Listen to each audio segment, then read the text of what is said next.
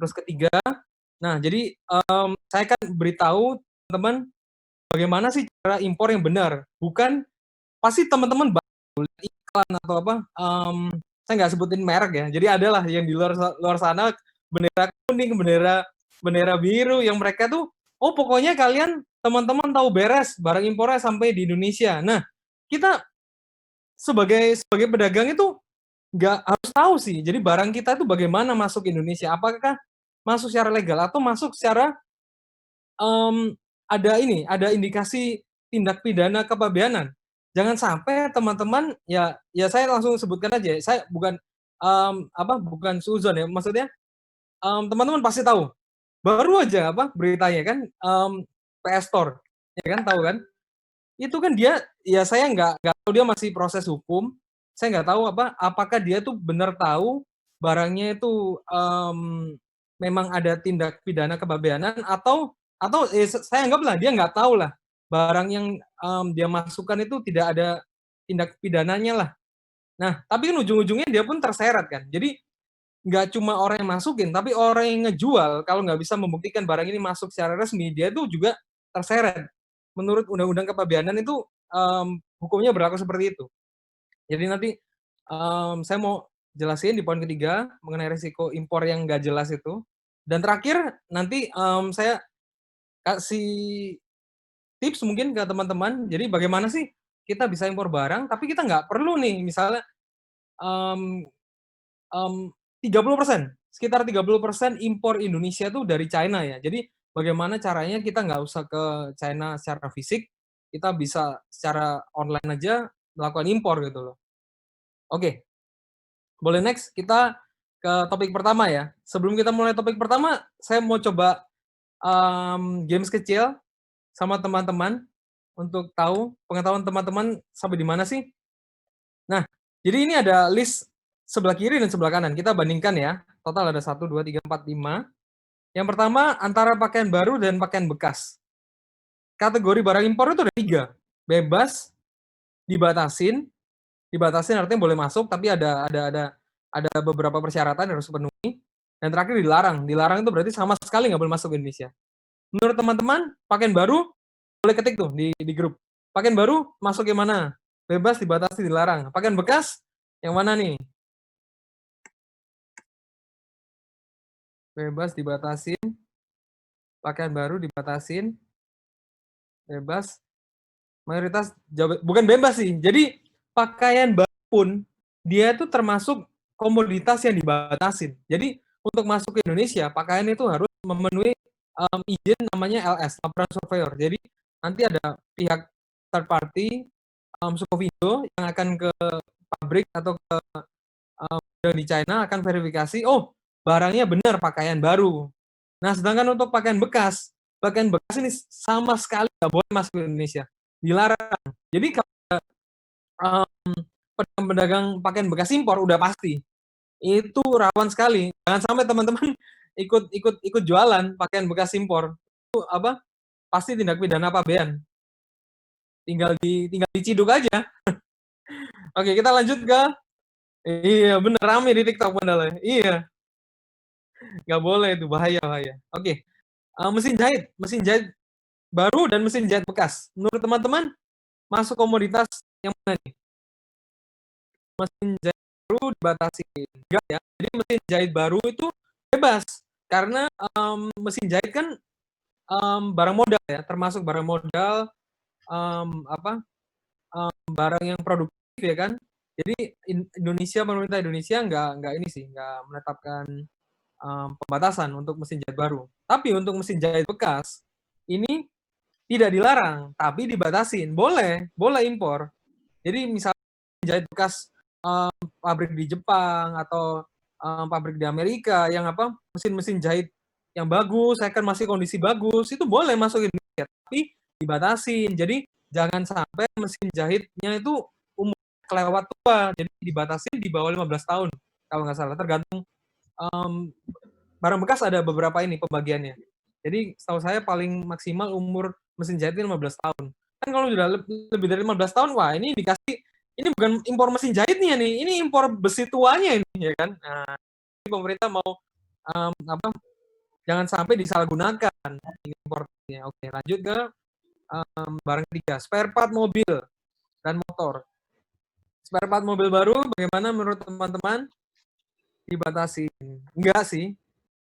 Baru itu bebas, boleh masuk. Spare motor bekas bagaimana? Kalau motor bekas dibatasin, benar. Spare motor bekas dibatasin. Jadi ya sama, alasannya sama. Jangan sampai disalahgunakan, ternyata impor besi tua kan. Jadi perlu adanya PI, persetujuan impor barang modal tidak baru dan perlu diverifikasi sama pihak ketiga berupa LS, laporan surveyor. Untuk keempat nih, buku bahasa Inggris dan buku bahasa Indonesia. Menurut teman-teman masuk kategori gimana nih? Buku bahasa Inggris, ya betul. Bahasa Inggris nggak masalah. Bahasa Indonesia gimana nih? Betul ya, bahasa Indo dilarang. Jadi untuk melindungi percetakan lokal di Indonesia, buku bahasa Indonesia itu nggak boleh impor, harus produksi di Indonesia. Buku bahasa Inggris bebas karena kita tetap butuh ya pengetahuan-pengetahuan dari luar negeri ya kadang ya. Jadi buku bahasa Inggris sih tidak dibatasin. Oke, untuk komoditas terakhir, termometer. Ada yang raksa sama yang satunya infrared nih. Menurut teman-teman masuk kategori yang mana nih? Termometer bebas. Bukan termos ya, termometer ya. Raksa bebas. Enggak sih. Raksa itu dilarang, teman-teman ya. Termometer yang raksa itu yang mengandung merkuri, sorry. Yang mengandung merkuri dilarang kalau dia tuh bisa dibuktikan termometer yang tidak mengandung merkuri itu pun boleh masuk tapi terbatas, dibatasin. Ada izin alkes namanya. Oke. Terus kalau infrared thermometer itu bebas karena dia tidak ada kontak fisik langsung dengan manusia. Jadi tidak dikategorikan sebagai alat kesehatan sih. Oke, dari sekilas teman-teman tahu lah ya, bisa tahu sekilas mengenai kategori bebas, dibatasi, dan dilarang. Oke, kita bahas lebih lanjut di slide berikutnya. Nah, ini teman-teman boleh catat, tapi ini saya belum update yang terakhir itu ada PI mengenai sepeda ya, sepeda, alas kaki, AC itu masuk di kategori dibatasi nih yang tengah. Ya. Jadi kategori yang tidak masuk dalam kategori dilarang dan dibatasin atau biasa disingkat dengan lartas itu masuk ke dalam kategori bebas. Jadi kalau nggak dilarang, nggak dibatasin, ya berarti dia bebas. Itulah yang boleh diimpor ke Indonesia. Itu sekitar dari total HS code ada 11.000 ya, sekitar 50% lah. Itu masih bebas kok, masih bebas. Yang dilarang ini nggak banyak, yang dilarang. Ya, setahu saya update, kalau nggak salah ya, update-nya ini, 9 produk ini.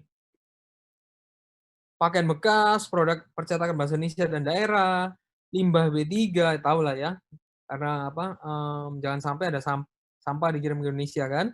Terus yang bahan perusak ozon, BPO itu bahan perusak ozon ya. Terus udang di sini tujuannya melindungi spesies dalam negeri, jangan sampai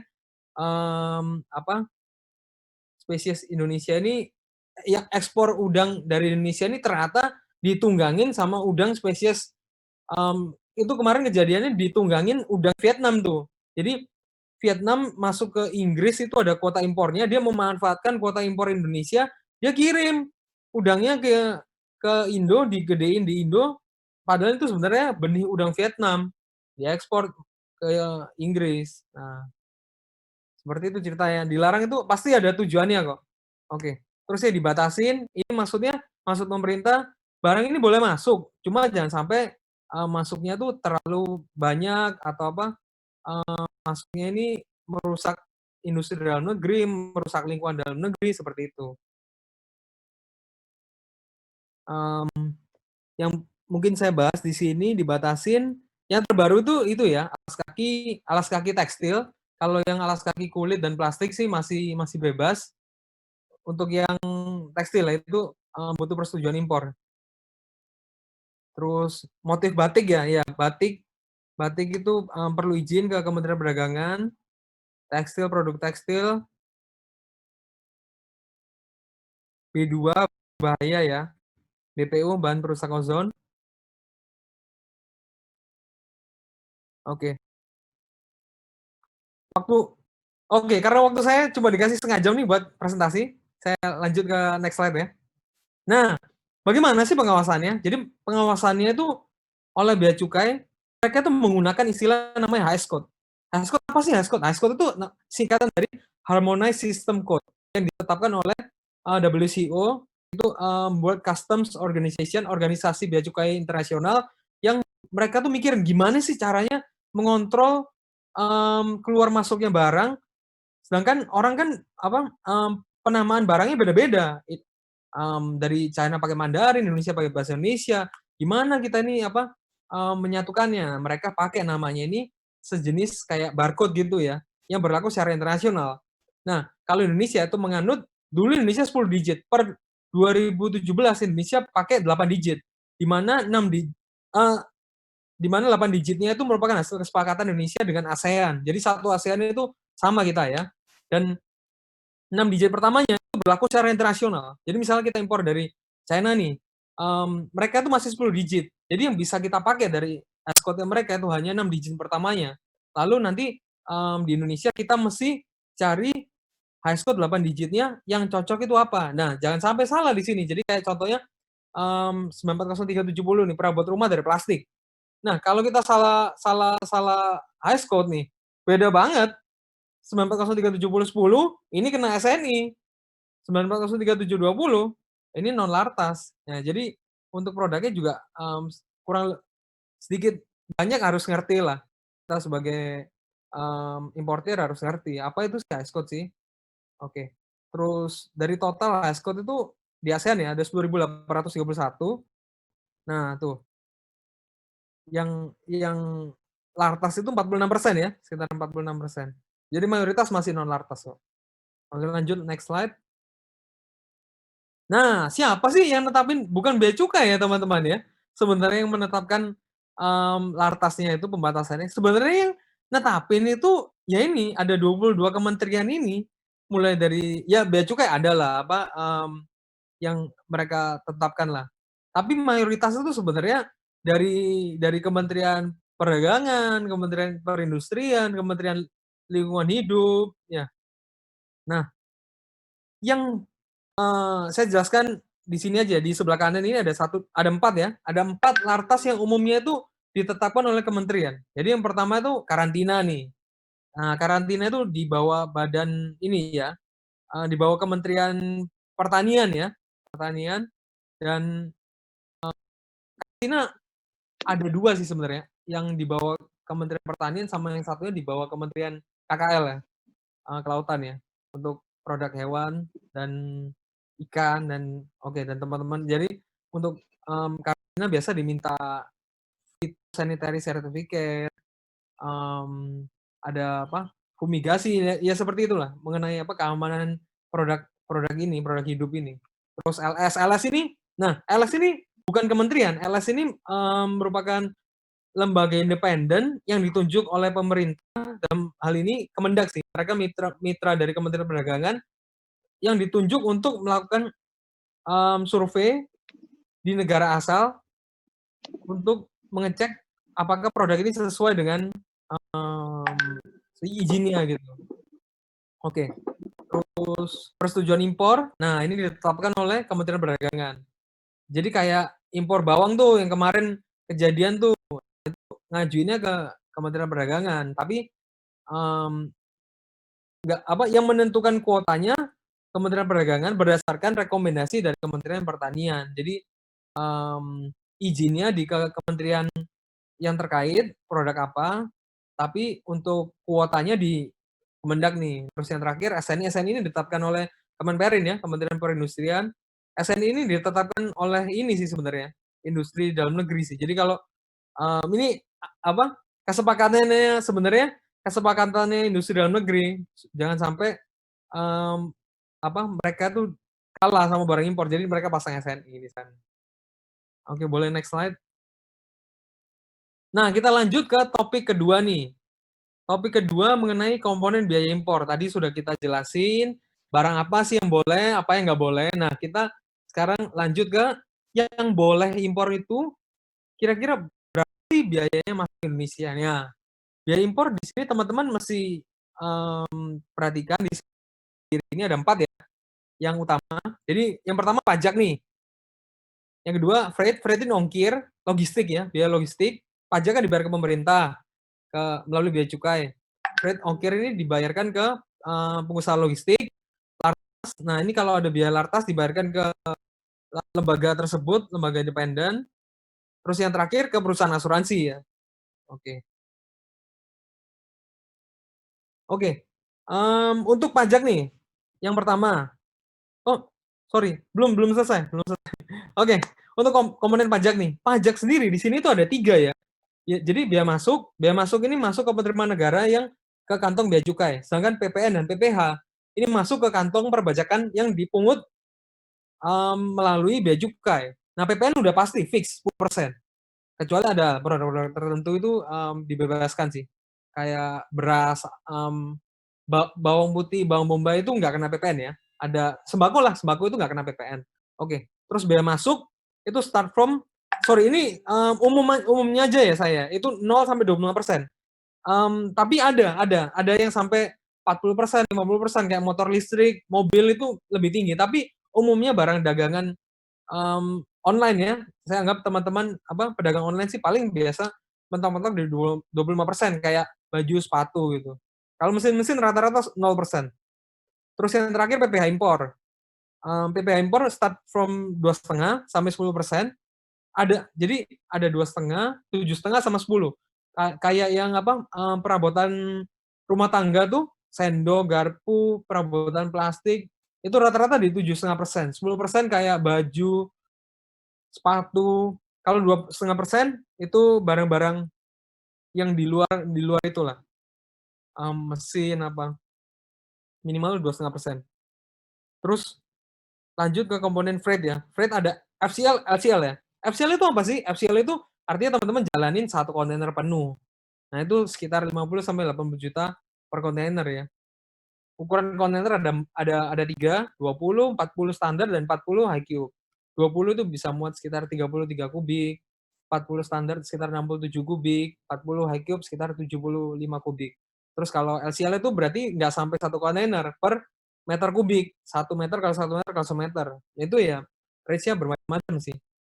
2 sampai 4 juta per kubik lah kalau, umumnya sih, setahu saya. Oke. Terus yang komponen lartas, yang, tadi ya, kalau yang, mmm, tadi LS ya, untuk kayak produk baju, sepatu, itu ada perlu LS, itu paling sekitar 4 juta per shipment. Dia acuannya ada beberapa tier sih. Untuk di bawah 5.000 US, dia tuh ngecasnya 160 US sekitar 2 juta. Terus kalau di atas 5.000 US, dia itu ngecasnya 310 US sekitar 4 juta. Umumnya sih orang biasa kena di sekitar 4 juta. Terus SN ini mahal nih. SN ini dia ada 5 kategori. Kategori paling murah itu pakaian bayi dan mainan anak itu per shipment kenanya sekitar 20 juta. 20 juta itu ada tiga komponen sih sebenarnya. Ada ya testing, sampling dan testing, sampling, sertifikasi. Iya. Kalau yang 200 juta tuh seperti lampu, terus apalagi ya, safety shoes, ban, velg, yang udah komoditas mahal itu di 200 juta, oke. Terus asuransi itu, sekitar 0,3% dari nilai barang. Terus di sebelah kanan ini ada termin ya, mengenai termin ya, termin kesepakatan harga dengan supplier. Jadi, yang umum di sini paling FOB lah ya, FOB oke. Yang tadi oke. Ex-works itu berarti harga di gudang Franco, gudang penjual ya. Jadi masih harga di gudang penjual, harga sampai pelabuhan itu FOB, harga sampai pelabuhan di Indonesia tuh CFR. Ya, seperti itu ya. Sekilas saja saya bahas. Oke, next slide boleh. Nah, gimana sih cara hitung pajak impornya? Nah, cara hitung pajak impor, ini kita contoh ya, ambil produk dari Alibaba ya. Nah, ini ada produk tas kulit, dari China. Nah, ini kita asumsikan sudah ketemu nih, tas tangan kulit wanita ini hash code-nya 42022100, diketahui tarif bea masuknya 15%, PPN 10%, PPh-nya 10%, non lartas. Dengan diketahui data seperti ini, hal pertama yang kita mesti cari tahu itu adalah nilai pabean dan nilai impor. Nah, teman-teman perlu tahu nih, kenapa sih mesti tahu 2 nilai ini? Karena, bea masuk itu dihitung dari nilai pabean. Nilai pabean itu apa sih? Nilai barang tiba di Indonesia dikalikan kurs pajak yang berlaku saat barang tiba. Lalu nilai impor itu apa sih? Nilai impor itu nilai barang tiba Indonesia ditambahkan dengan bea masuknya itu, berapa sih? Itulah nilai impor. PPN dan PPH itu dihitung dari nilai impor, sedangkan bea masuk dihitung dari nilai pabean. Nah, nilai nilai pabean itu dihitung dari CIF, nilai barangnya itu berapa ditambah insurance dan ongkos kirimnya. Nah, jika tidak diketahui ongkos kirimnya, bea cukai pakai pakai asumsi 3 ini, kalau sama ASEAN 5%, kalau dari Asia dan Australia 10%, di luar itu 15%. Nah, ini kita asumsikan kita ambil barangnya 200 pieces ya. Next slide. Oke, pertama hitung pajak impor kan, pertama mestinya. Pajaknya dulu kan, slide sebelumnya. Nah, oke. Kita hitung pajaknya terlebih dahulu. Ini cara hitungnya. Teman-teman boleh screenshot mungkin kalau mau cepat. Jadi, cara berhitung bea masuknya tuh, tarif bea masuknya tadi diketahui 15%, dikalikan dengan nilai pabeannya. Nilai pabeannya ini, kenapa 110%? Karena ini barang dari China. Jadi pengalinya 110%. 110% dikali 200 pieces ya. Tadi harga kalau 200 pieces kita, dikasih dari supplier harganya $3. Kurs pajak berlaku saat importasi 14.200 diketahui, nilai pabean sekian, bea masuk sekian. Nah, hitunglah dulu nilai impornya, nilai pabean plus bea masuknya, setelah diketahui nilai impor, baru hitung PPN dan PPH. Jadi, PPN dan PPH itu dengan bea masuk nggak sama ya acuannya, teman-teman. Nah, di sinilah diketahui total pajak impornya, bea masuk ditambah PPN dan PPH sebesar 3,5 juta. Oke, lanjut ke freight, perhitungan ongkos kirim. Nah, untuk ongkos kirim, kita asumsi jalan LCL ya, tidak penuh satu kontainer. Nah, 200 pieces ini berapa sih? Nah, di sini kan, diberitahu sama supplier ya, ukurannya per tas itu 26 kali 21 kali 9 senti. Nah, tinggal dikali 200 pieces. Untuk penghitungan ke meter kubik, ini dari sentimeter kubik kan, ke meter kubik itu dibagi 1 juta ya teman-teman ya. Nah, 200 pieces kali kubikasinya ternyata 0,98 kubik, mendekati 1 kubik. Jadi, biasa pembulatan sih, dibulatkan, ke 3 digit. 3 digit. Oke, jadi kita asumsikan dapat harga untuk biaya ongkirnya 2 juta per kubik, jadi ongkos kirim kita 2 juta. Lanjut, HPP. Nah, jadi HPP teman-teman kalau melakukan impor, tas ini, itu senilai harga barang. Tadi kan $200 karena 200 pieces kali $3 kali kurs banknya misalnya 14.000. Untuk barangnya teman-teman keluar 8.400.000. Pajak impornya keluar 3,5 juta. Freight-nya keluar 2 juta, asuransinya 0,3% dari nilai barang 8,4 juta, asuransinya nggak mahal kok. Jadi total HPP-nya untuk 200 pieces ini 13.900.000 HPP per item teman-teman, sebesar 69.900 ya. Oke, seperti ini perhitungan biaya impornya. Lanjut. Nah, kita lanjut ke topik ketiga nih, alur kerja impor resmi.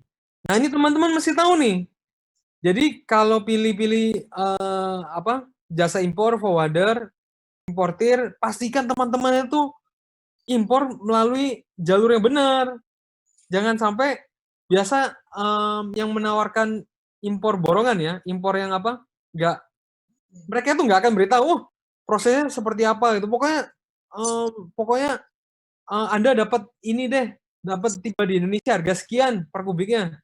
Nah, itu teman-teman perlu curigain tuh, dia jalurnya pakai jalur apa ini, resmi nggak nih, gitu.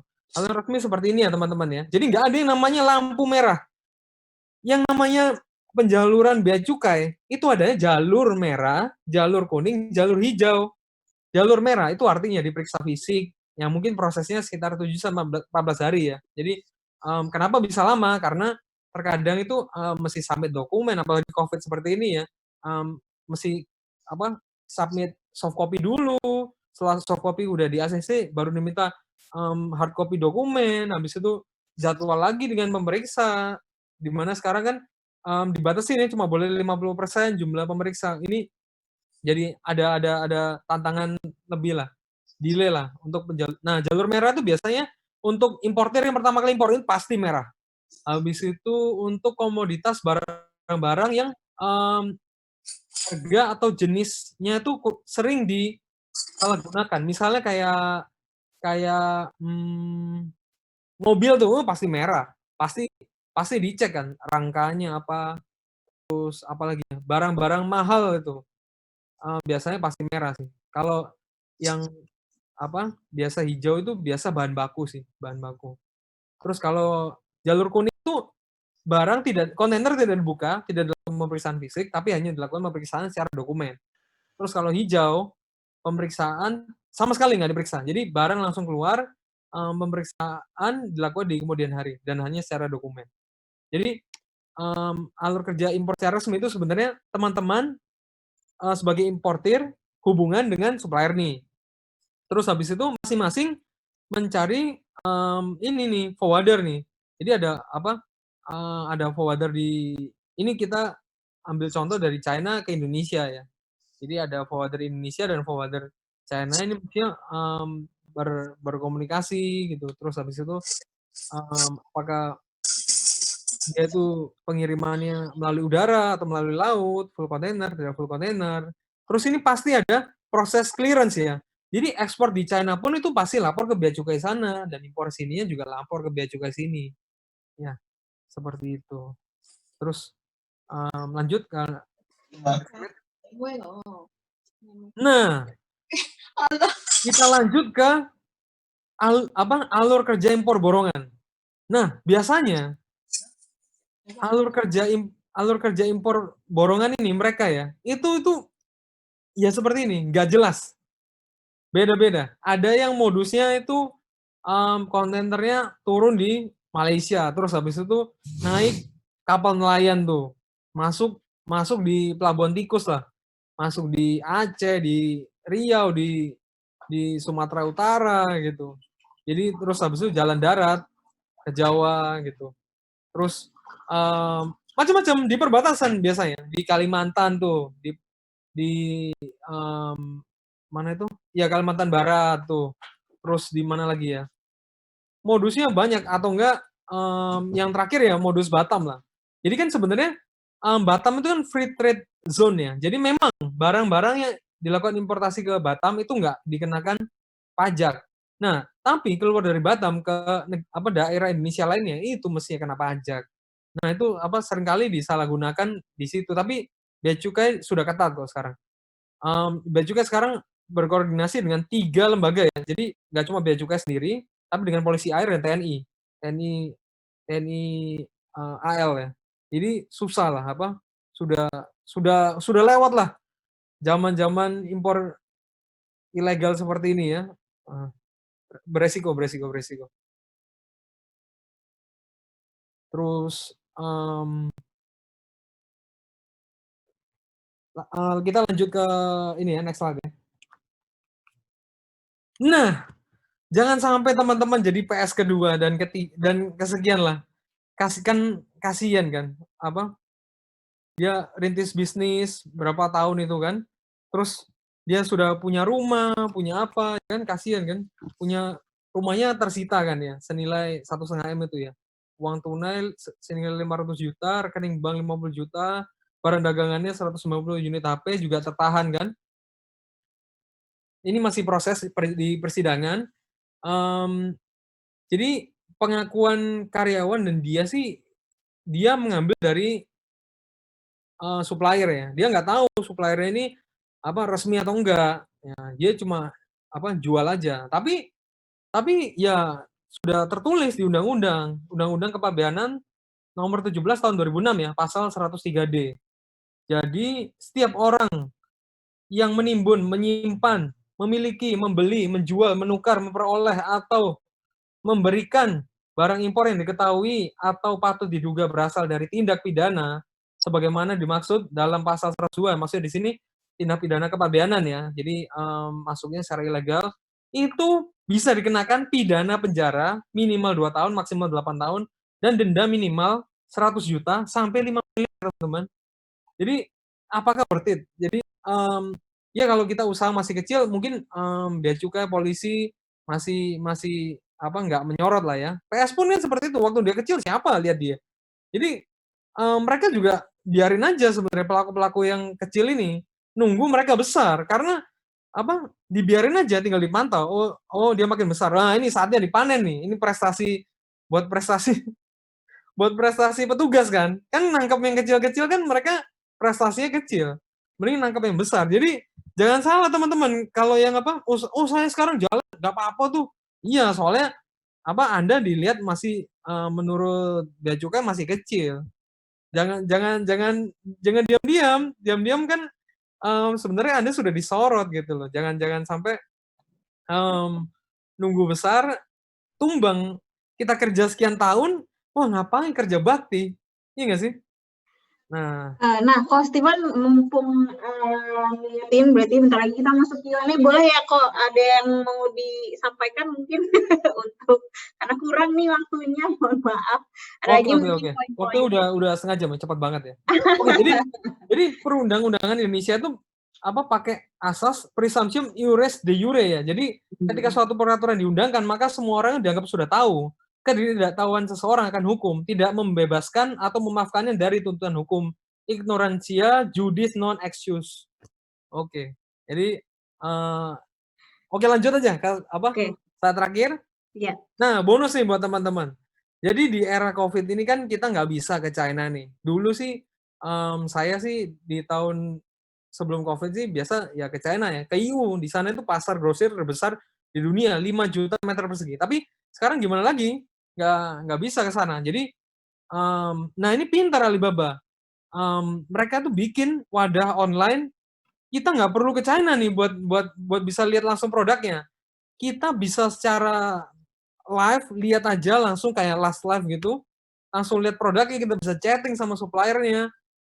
Teman-teman bisa langsung segera download apa, programnya di HP bisa, di website bisa, teman-teman bisa daripada tiap hari nontonin YouTube, nontonin ini kan, nontonin Instagram, nggak jelas, cobalah luangkan waktu lah sehari sejam nontonin live streaming-nya di Alibaba, ya kan. Teman-teman bisa lihat, inspirasi-inspirasi produk ya kan, mesin kayak atau apa, produk baru kayak yang bisa menginspirasi teman-teman untuk bisa tetap produktif, dan menambah varian produk baru di tengah-tengah Covid ini. Dan jangan lupa teman-teman, kalian sebagai buyer jangan asal registrasi, asal bikin, bikin akun tapi nggak bangun profil buyer yang bonafide ya.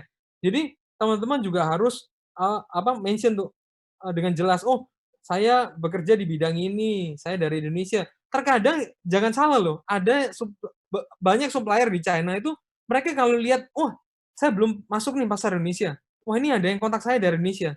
Wah, saya mau coba nih, apa, bantu support dia nih, gedein, buka jalan di Indonesia." Jadi, apa, nggak harus apa, kita itu, bermodal gede atau terkadang ada supplier itu yang, mereka mau modalin modalin kita di Indonesia, asal kita ini, apa, ada minimalnya lah ya. Minimal kalau jualan bakso kita udah ada gerobaknya lah. Iya. Oke, kita boleh lanjut ke Ya, sesi berarti Q&A? masuk. Oke, thank you, keren banget Ko Steven. Gila, ini daging banget ya kok ya. Banyak banget yang mesti dipelajarin dan istilah-istilah tadi mungkin bagi yang belum pernah impor itu mesti banyak banget ya processing, ada HS code atau LS apa segala macam. Tapi memang itu adalah semua terstruktur ya, Ko Steven ya. Udah ada strukturnya yang jelas dan legal. Nah, mohon bantuannya untuk teman-teman bisa isi feedback form, lihat di layar, di slide ada QR code, di scan aja QR code-nya untuk nanti keluar linknya. lzd.co/breakout day one. Mohon diisi ya teman-teman gitu. Bagaimana hari ini pengalamannya belajar bersama Coach Steven, dan juga mungkin tadi ada Mas Haikal juga ya gitu, atau juga speaker yang Kojo juga ada. Mohon bantuan untuk isi feedback formnya, dan kemudian kita langsung aja masuk ke Q&A sambil teman-teman isi feedback form. Tadi ada yang nanya nih kok. Yang pertama tadi ada dari Katia, boleh info nggak sih beberapa forwarder yang direkomend gitu? Takutnya nih yang nipu-nipu atau gimana, apa sih yang perlu diperhatiin biar nggak kena tipu gitu kok? Nah, untuk melihat forwarder yang pasti ya carilah forwarder yang badan usahanya PT lah, badan usahanya PT, punya website, punya kantor, terus apa lagi ya? Jangan kayak forwarder-forwarder pribadi, kita ya pokoknya pembayarannya pribadi gitu, wah ini calo nih, bukan forwarder beneran nih. Terus apa lagi ya? Tergantung sih lokasinya di mana, karena forwarder di tiap kota beda-beda ya. Jadi saya di Jakarta, iya. Terus Betul. heeh, kan waktu terbatas, nanti boleh teman-teman follow Instagram saya di @importresmi, nanti di sana sih saya banyak sih share-share mengenai info impor secara resmi ya. Forwarder. Iya. Oke. Sip. Sebenarnya sih banyak banget ya, karena memang banyak jalan menuju Roma. Jadi mungkin yang kedua nih kok, ada dari Kak Juliana, ngurus SNI itu bayarnya sekali doang gitu. Dan itu pertanyaan pertama. Mungkin yang kedua, beli di Alibaba yang oke itu gimana ya? Karena kan harga dan varian barang di Alibaba menarik, tapi katanya banyak yang ketipu sama ongkir-ongkir dan bea cukainya nih. Tipsnya kok buat mau impornya gimana? Nah, oke. Buat pengurusan SNI ya. Pengurusan SNI, jadi saya tadi sempat cerita ya, ada dua Ya. jalan. Satu yang per shipment, itu khusus untuk komoditas mainan anak dan bayi, itu sekitar 20 juta, itu per shipment ya, setiap kali kirim. Siapa yang Jadi kirim? setiap kali kirim. Terus yang satunya itu komoditas kayak keramik, sepatu safety, ban, itu memang mahal sih, itu 200 juta tapi berlaku selama setahun, eee, se mau 100 kontainer atau 1 pieces pun itu sama, bayarnya 200 juta. Itu jadi yang di SNI-kan itu si pabriknya, supplier-nya. Itu biasanya orang-orang, setahu saya mereka itu secara konsorsium sih. Jadi misalnya ada 5 brand nih, 5 PT, mereka secara konsorsium meng-SNI-kan satu pabrik ini. Jadi mereka bagi 5 tuh, 40 jutaan. Dan apa, setahun kan nggak berat ya, 40 juta per tahun per per Shipment. importir itu, per 5. Terus untuk Alibaba ya, Alibaba, Iya. nah teman-teman bisa tuh di Alibaba langsung aja ke bagian yang live show. Di situ yang bisa live itu rata-rata yang sudah tersertifikasi, sudah tersortir sama Alibaba. Oh, ini perusahaan eksis. Terus ini teman-teman juga bisa lihat ya dari presentasi mereka. Mereka, wah presentasinya bagus-bagus, nggak kayak di Indonesia live-nya ditinggal pajang Ditinggal barang terus di musik gudang. doang gitu kan. Enggak, mereka bener-bener presentasi pakai bahasa Inggris, terus proper lah. Itu bisa teman-teman lihat lah, mereka yang proper gitu rata-rata big company lah mereka. Mereka bahkan punya satu ini kan, satu ruangan khusus buat live. Belakangnya nih showroom produknya. Setahu saya kemarin ada yang live langsung raket bulu tangkis, mereka langsung live di lapangan. Ada yang live-nya mereka langsung di pabrik, lagi produksi barangnya. Jadi seru-seru, Seru nggak boring. Mereka, kontennya. iya kontennya mereka tuh lucu. Iya, langsung langsung di lapangan, langsung di pabrik, langsung di showroom mereka. Terus, kalau mau nggak ditipu untuk impor pertama kali, nah teman-teman bisa pakai, forwarder yang punya gudang di China. Jadi, ya waduh jadi promosi nih. Jadi, kita pun ada sih gudang di China, jadi, buat customer yang butuh QC gitu kan, dari supplier pertama kali kirim, bisa. Jadi sebelum dikirim ke Indonesia, ngapain nih kirim sampah kan, jangan sampai soalnya mau kirim sampah, mau kirim barang baru tetap bayar pajak di Indonesia. Jadi, mmm, perlu juga sih dipastikan benar, berangkat dari China-nya jangan sampai itu barang sampah. Iya. Jadi, ya caranya gitu sih, mesti ada, mmm Pihak ketiga ya, yaitu Oke. surveyor atau gudang di China. Oke. Mhm. Tapi pokoknya untuk tips and trick bisa langsung ke IG-nya Ko Steven ya. Ko Steven bisa sebut IG-nya, nanti kita catat gitu ya. Untuk pasti di search saja Steven Teja itu famous kok teman-teman. Jadi langsung di follow aja IG-nya. Ria ucapin terima kasih banyak Ko Steven untuk waktunya dan juga teman-teman yang udah ngikutin sesi kali ini. Makasih banyak ya Ko Steven. Semoga kita semua sehat selalu ya Ko ya. Oke, thank you waktunya. Kira-kira Thanks. semoga ya bisa membantu teman-teman. Oke, siap. Sayang banget waktunya udah tetap semangat. Ini apa sih yang pertanyaan-pertanyaan pasti masih banyak, tapi tenang aja masih ada banyak sesi dengan Ko Steven. Cari aja di Lastar, pasti ada kelasnya nanti gitu. Jadi langsung kembali lagi ke kelas utama ya. Jadi terima kasih banyak teman-teman yang udah ikut kelas breakout kali ini. Jangan lupa diisi tadi feedback formnya. Jadi langsung menuju ke panggung utama ya teman-teman. Ria ucapkan terima kasih dan sehat selalu. Terima kasih teman-teman. Terima kasih teman-teman. Jangan ada PS-PS selanjutnya ya.